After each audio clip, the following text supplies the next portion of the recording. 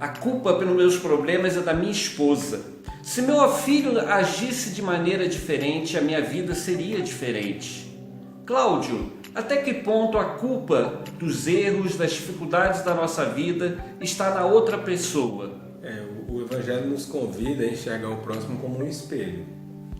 Jesus dizia, quando ele dizia para os outros: você é hipócrita, por que você vê a trave no olho o argueiro no olho do teu irmão, mas não vê a trave que está no teu? Então, é de se estar sempre atento a essa necessidade imperiosa de ver qual é a nossa responsabilidade por aquilo que está nos acontecendo. Mesmo no âmbito das relações,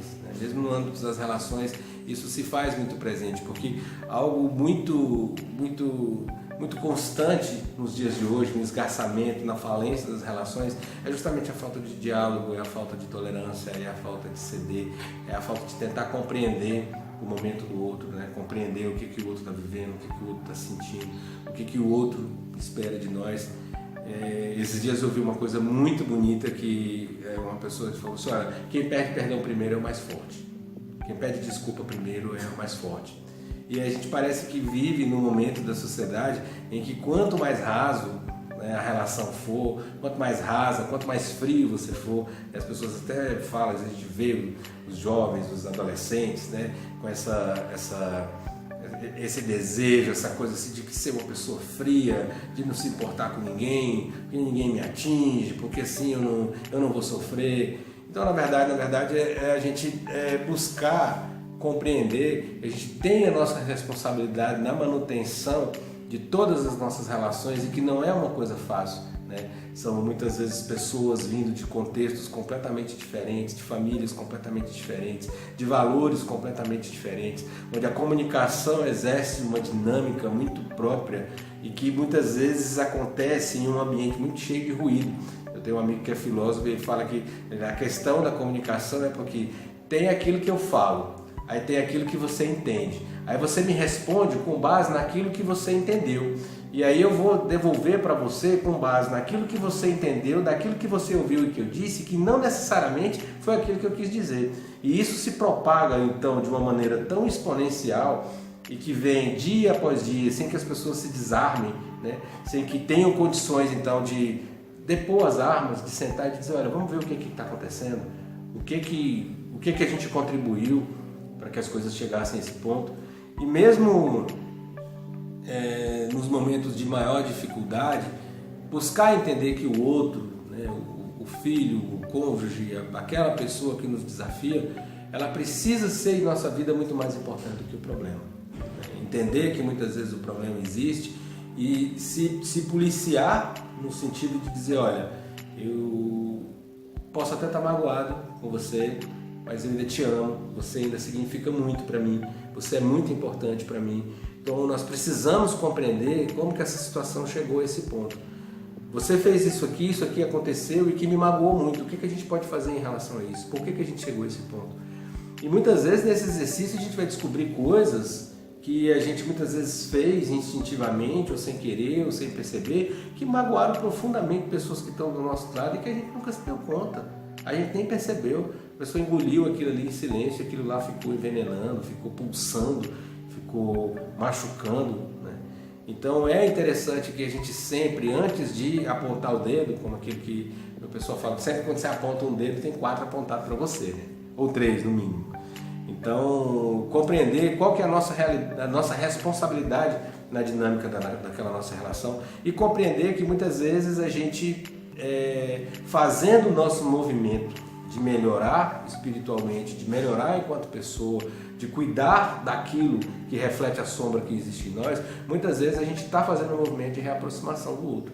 Eu não esqueço de uma história que contam de uma moça que tinha muito problema com a sogra e o pai era farmacêutico, e aí ela procurou o pai e disse que queria dar um jeito de acabar com a vida da sogra sem que ninguém ficasse sabendo.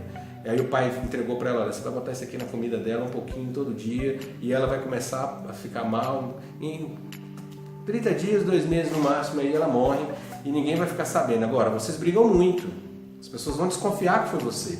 Então, para ninguém desconfiar que foi você, você vai fazer o seguinte: a partir de amanhã, você não vai brigar com ela, vai tentar conversar, tratar com educação, com cordialidade, entender quais são as razões dela, né? Tratar da melhor maneira que você puder, tentar se aproximar, se despir dos preconceitos, dar toda aquela orientação para que você se torne amigas, porque assim, quando se consumar, as pessoas não vão desconfiar de você. E aí ela foi e um mês depois ela voltou desesperada, porque nesse movimento que ela tinha feito de tentar se aproximar da sogra, ela tinha exalado uma empatia que ela nunca tinha se esforçado para poder fazer antes, e o retorno foi surpreendente, porque a sogra também começou a enxergar quais eram os motivos dela, que ela não se sentia dona da casa como ela gostaria de ser, que o filho agora estava constituindo uma nova família, que ela não tinha direito de ficar tendo ingerência na dinâmica de uma família nova, que o papel dela enquanto mãe, enquanto avó, naquele momento era diferente do papel de matriarca, né? De mãe de família, que agora cabia a nora, e ela ficou desesperada, falou: pai, agora eu estou gostando dela, como é que eu faço? E o pai falou: não se preocupe, eu sabia que isso aconteceu, eu te dei bicarbonato de sódio, não vai fazer mal nenhum para ela, né? Então é importante que a gente consiga, nesse movimento, buscar sempre entender qual é a nossa responsabilidade naquela relação, sem buscar culpar os outros. Agora, uma coisa muito importante, a doutrina espírita é radicalmente contra a manutenção da pessoa em relacionamentos abusivos, onde a vida dela... Então é importante ter bem claro isso, que guardadas essas devidas proporções, né, nós não estamos falando aqui de relacionamentos abusivos, de se manter dentro de uma relação que representa um risco físico ou emocional para quem está ali dentro da relação. Nós estamos falando aqui dos desgastes naturais que já acontecem mesmo dentro de todo relacionamento e que ultimamente vêm sido cada vez mais atacados em função dessa nossa pressa, dessa nossa falta de tempo, dessa nossa falta de empatia, né, de ouvir o outro, de buscar entender o outro, e que muitas vezes nos leva à armadilha perigosa de achar que tudo é culpa do outro, que nada é nossa responsabilidade. Então é desse cuidado que a gente precisa falar, de perceber no contexto de uma relação saudável, onde existe amor, onde existe carinho, onde existe companheirismo, onde existe cumplicidade, muitas vezes isso submerge, né, e é agredido e é desgastado pela falta de diálogo, pela falta de empatia, pela falta de paciência. É disso que a gente tem que ter cuidado.